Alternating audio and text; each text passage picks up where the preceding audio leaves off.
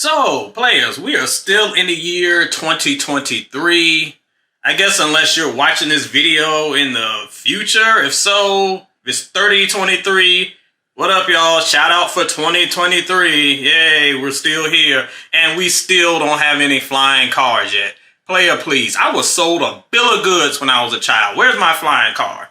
Anyway, it's 2023. That means that we're still deep in 50 years of hip-hop. We're celebrating 50 years of the genre we know and love. Today, we're going to show some love to some albums that need a little bit more love. We're going to talk about 9 albums that have a kind of shaky reputation, but if you ask your boy, they are better than their reputation claims they are.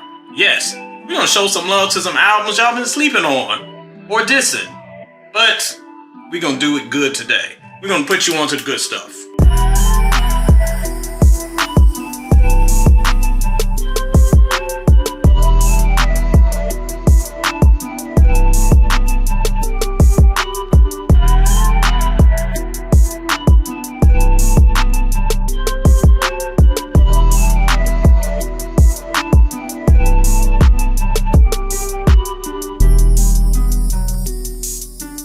Welcome back, players. Yes, it's time for another edition of the Soul and Stereo Sessions up on the YouTube. And I'm here to be your host and guide today. As I talked about a little bit earlier, we're going to be celebrating 9 albums that have a suspect reputation a little bit.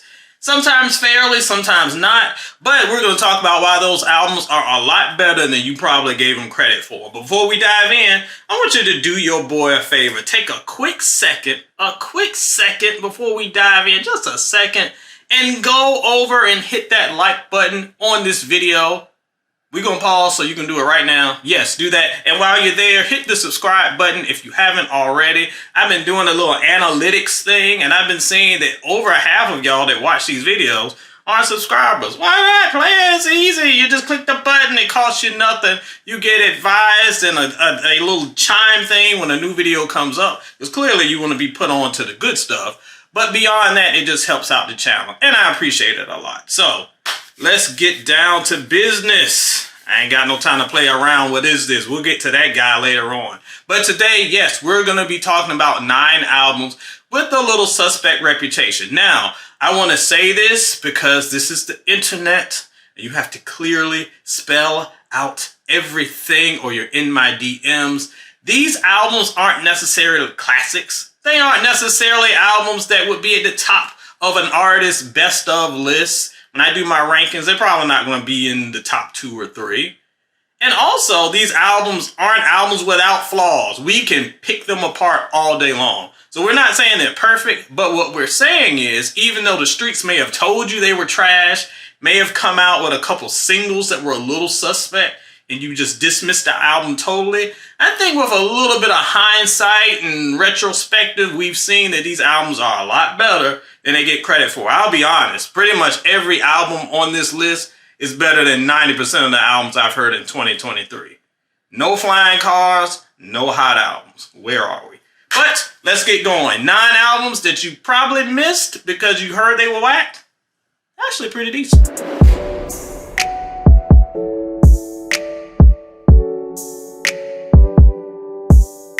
First up is Nas's Untitled, and if you're not a stranger to this channel, you know I've talked about this album before, and we're going to talk about it again until you listen to me. The album is dope. So back in 2008, Nas caused a bunch of controversy when it leaked out that he was going to name his album The Dreaded N-Word. Oh no! People lost their minds. Even artists, I think JayZ, there plenty of artists came out like, this is ridiculous. How is Walmart going to sell your album if you have this title? It came off like a big, crazy publicity stunt. He and his wife at the time, Khalees, were running around with shirts that said it. It was a wild time. But beyond all of the chatter around it and the hand-wringing, there's actually a very good album here, one that does a good job of deconstructing not only that word, but black culture at the time. It's one of those albums that if it dropped today, oh my gosh, I could hear the think pieces clicking in the distance because people would go crazy, not only because of Nas's brazenness to embrace this defiant word, but to be honest about what was going on in black culture at the time. Yes, I know he had a mixtape of the same name, and hip-hop heads liked that a little bit better. The mixtape was actually really good. Even my wife liked that mixtape, so you know it had to be dope. But the album itself, what we got, is very, very solid. I think it holds up well within his discography. And if it's one of those that you missed at the time because you were put off by some of the antics, which I can understand, give it a shot. I think Slave and the Master, that song is one of Nas's best songs ever. Check it out because you missed it.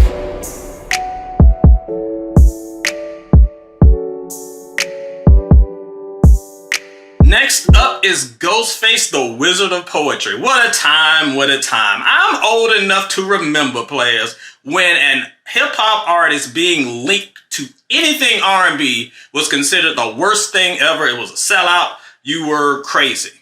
Let alone an artist singing R&B. I know that sounds insane now when we got rappers singing and singers rapping and dogs and cats sleeping together. It's just madness. But there was a time where hip-hop and R&B, there had to be a hard line between the two with no crossover, or you fell off, or you going pop, or blah, blah, blah, blah. So when it came out in 2009 that Ghostface was going to make an R&B album, we took that as fans as this dude gonna be T-Paining all over the place. I was not happy with that.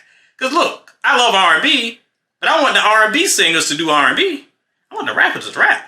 Unless you're a Missy or a Lauren that can do both. I don't necessarily want Ghost doing that.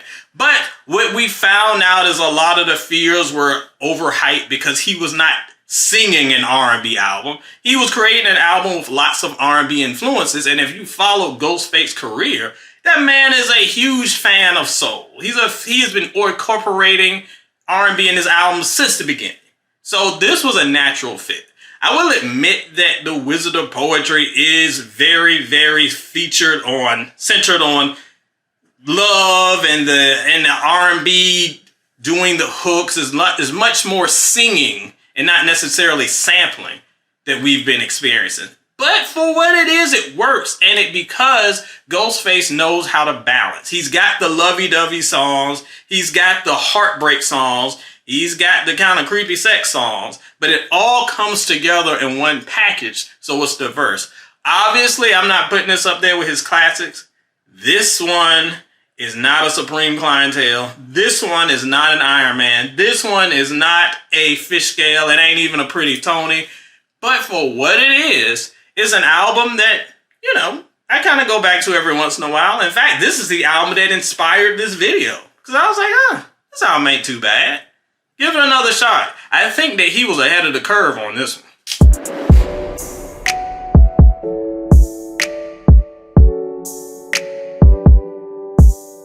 All right, we're sticking with the Wu, and we are going with the Wu-Tang Clan in total with the W. So I have been catching up on some shows, and I finally finished the Hulu series that features Wu-Tang Clan American Saga, I think it's called. Great show if you've missed it. Go check that out.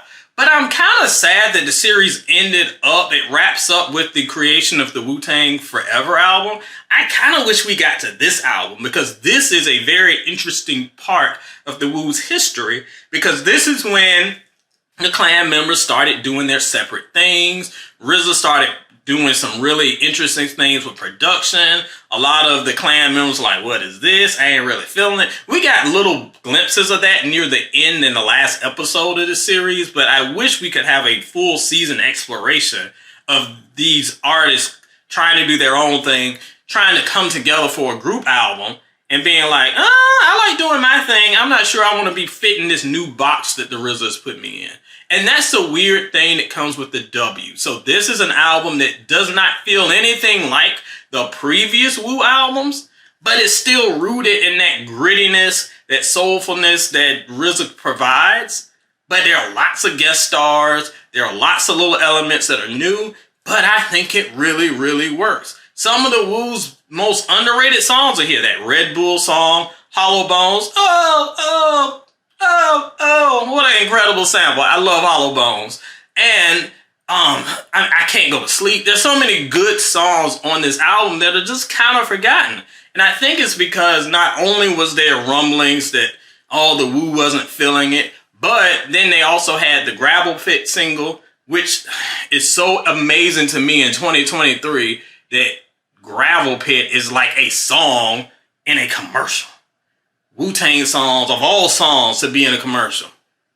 Okay. But it was just such a departure, and it's such a goofy song that I kind of like it.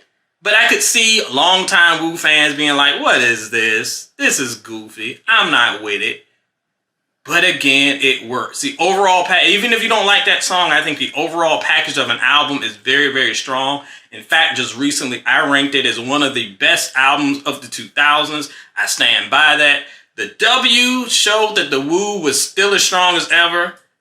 And change is inevitable. Don't run from it.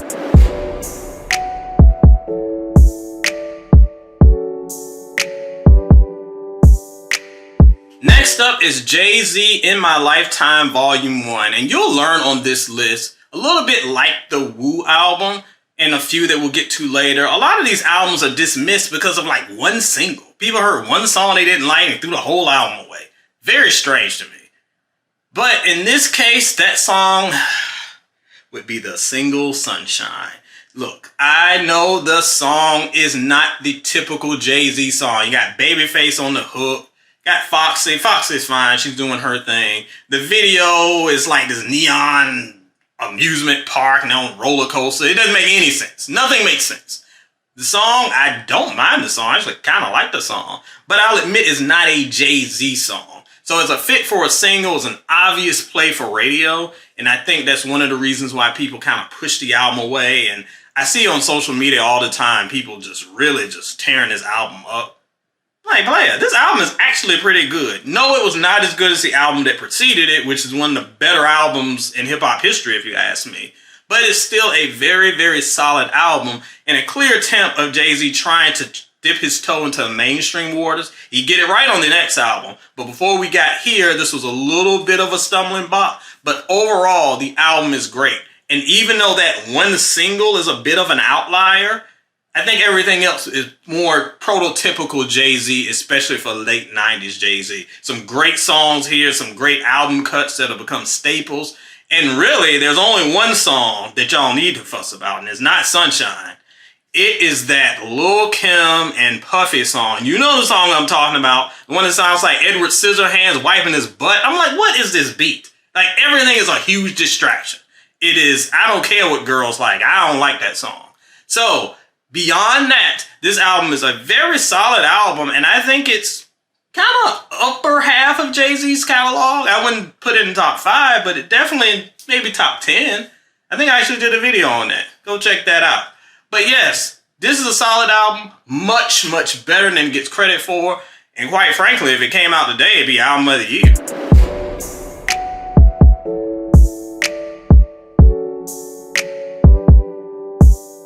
Next up is Eminem, the Marshall Mathers LP2. Now, there's two ways to get some street cred on today's Twitter.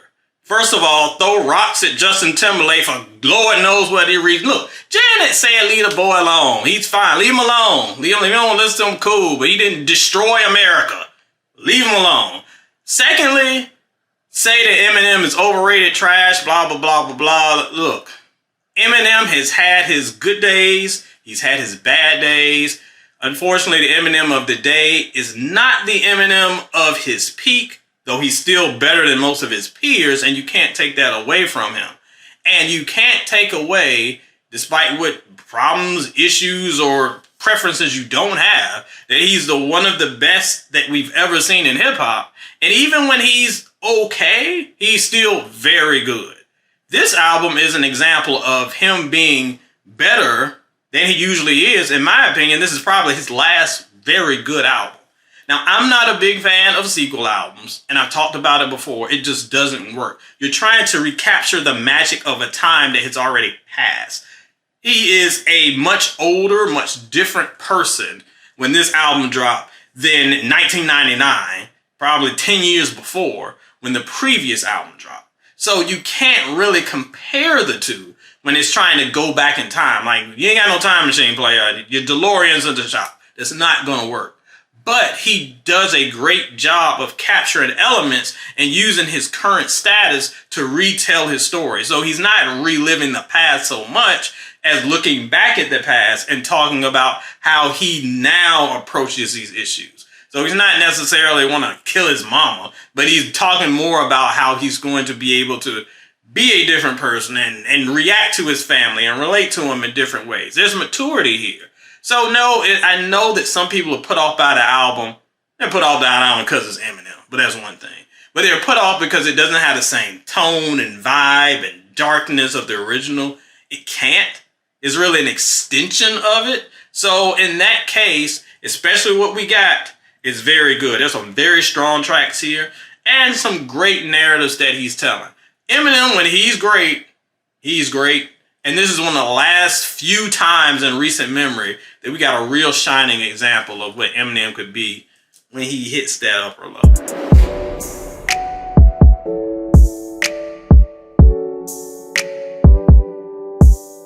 Next up is 50 Cent, Yes, Animal Ambition. One of the most controversial album rankings I've ever done on the Soul and Stereo website was my ranking of 50 Cent albums. Because 50 is an artist that everyone has a ton of nostalgia for, but if you go back and listen to some of the albums, I know there's some albums y'all like because you were in middle school and G-Unit was the coolest thing ever, but player, they do not hold up. I mean, if you take off those G-Unit nostalgia goggles and that G-Unit tank top, like a brassiere top, as Cameron would say, some of those albums did not hold up very well, and I am specifically talking about The Massacre. Ugh, what a mess. I mean, that album. I cannot be alone on this. 50 Cent's Massacre, you say? More like a middling mass of mediocrity. 3 stars. See, players, even a broken clock is right a couple times a day. But let's go and talk about Animal Ambition, because that's an album that I think is actually really good because it plays like a mixtape. For those of you who were too young to remember, before he was doing movies and Power and everything else, 50 Cent made his mark on the mixtape scene. And that's what Animal Ambition feels like. Just some random, just hard-hitting tracks. It's a real short runtime, but everything just absolutely hits. We don't have a lot of the wide-ranging, goofy, girly singles, a lot of the singing that he dissed Ja Rule for, even though he stole it himself. I peeped game, Curtis. But that is a kind of rehash of where he came from, and that's why I like this album. It reminds me of the Power of a Dollar days, the old school hungry 50 Cent. And of course, now that he's making a gajillion dollars on Stars, that hunger probably isn't there, but he captures it for the most part here. It's very brief, it's very short, so it's a very easy listen. And while none of the songs are absolute hits, there's enough here that you will pick at least 5 of these and throw them on your own personal playlist, because there's enough energy and 50 Cent braggadocio to just keep you going and coming back for more. I had a lot of fun with this album, and I revisit a couple of the songs every once in a while. But for those who said it was some disaster of an album and oh, it was terrible, I highly disagree. Because I've heard The Massacre, I've heard Curtis, I've heard some bad stuff. This one ain't bad.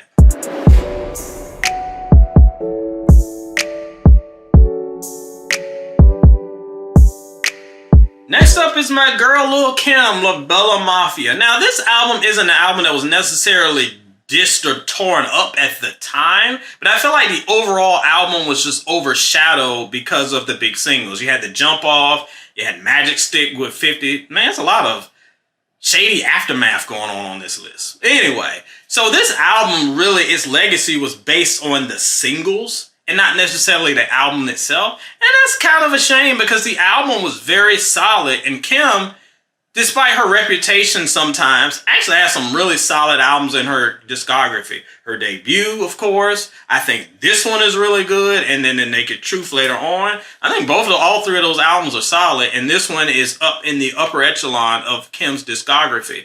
It's not very flashy, outside of the singles, but it goes back to that mafioso thing that we hadn't seen from Kim really since like the mid-90s, before she kind of turned into rap Marilyn Manson, not that one. Marilyn Monroe. Let me get that straight.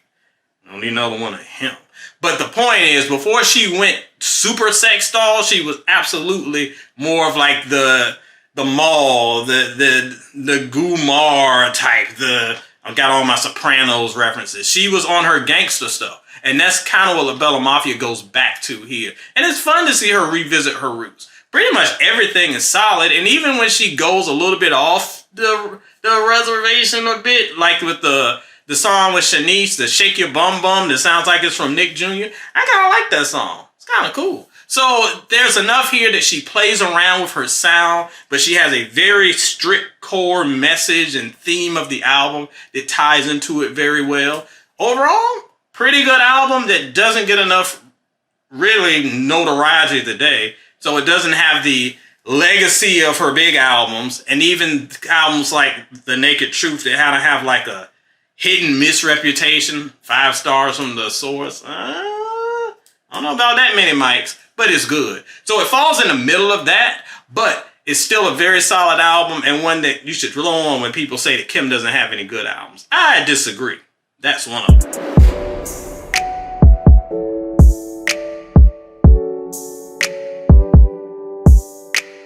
Next up is LL Cool J, The Definition. Y'all know this one. They call it Big Ellie. Look, player. Who is they? Who called you Big Ellie? I've been listening to this hip-hop thing for decades. I never heard you call Big Ellie L. I'm sorry. Never once heard you call Big Ellen DeGeneres. Whatever. We just gonna stick to this, and you can have your made-up nicknames elsewhere. This is another album, in my opinion, that got dismissed because of his big hit single that a lot of people were hit and miss on. And we're talking about Headsprung, that of the Big Ellie Elmer's Glue fame. So, no, I know a lot of people have issue with this single because they felt like it was a little too try-hard from LL. I disagree. I think the single's dope. I loved his pairing with Timbaland on this album. I thought they worked well. But a lot of people didn't like that single, so they discarded the whole album, and that's not fair. I think this album is probably the last really good LL album as he kind of faded off in the latter half of his career. I know that he has an album on the way. Maybe that'll get him back on track. But of those latter albums in the 2000s, this one to me is the one that stands out the strongest because he does something new. He has the tracks with Timbaland, so he's doing something a little different. But he does make time to do LL stuff. That means he's got the song for the ladies. Hush is a very fun song, y'all. I love that song. And then he has more of the songs where he can get street and he can just showcase that LL has the bars. And in fact, yes, children, LL is one of the greatest MCs of all time. If you only know him from hosting these award shows, he got way more in him than a dude that licks lips on stage. Trust and believe that. So I know that this album gets a very hit or miss reputation, but it's one I think you should definitely revisit. Headsprung fan or not, I think there's enough going on here that can really cement LL's career for the latter stages and show that even an aging MC can keep up with the times. Just got to change the game up a little bit. And I think he did that well here.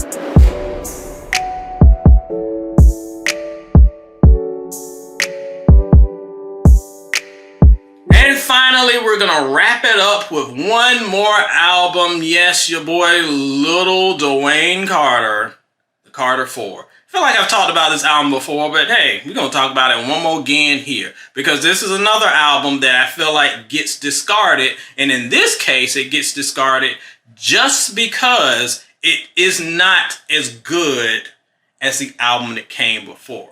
Which is funny to say because usually I'm getting... To this day, I'm still getting accosted by Lil Wayne stans who are mad that I didn't like the Carter 5. I'm sorry, that album is not good. I'm sorry, I know you were waiting on it for 5 years and you got it and you had to tell yourself it was good. It ain't good. I'm sorry. But the Carter 4 I thought was good. And it's just that it wasn't as legendary as the album before it. There is no a Millie beat that everybody was rapping on for mixtapes until the end of time. Thank God there was no Mrs. Officer. I cannot stand that song. And Wayne was not, I wouldn't say he wasn't as big as he was, because he was still riding a very high wave, probably the biggest mainstream rapper at the time, but he didn't have the high profile singles that went along with the Carter 3 as did Carter 4. But the Wayne of that era was still as strong as ever. He still had bars. He still had the wittiness. He still was able to tweak and tinker with his craft a little bit. And before he became the lean-soaked monster that he would in the years prior, where he was completely off the rails, we got a little bit more of the focus and stuff that we loved about Wayne in his heyday. This is really, if you combine this with the No Ceilings mixtape, this is the it for like peak Wayne, in my opinion. Lots of good stuff here. It's just stuff that's kind of forgotten, and there are things that just aren't as celebrated as the album before. I'll tell you one thing, it's better than Carter 5.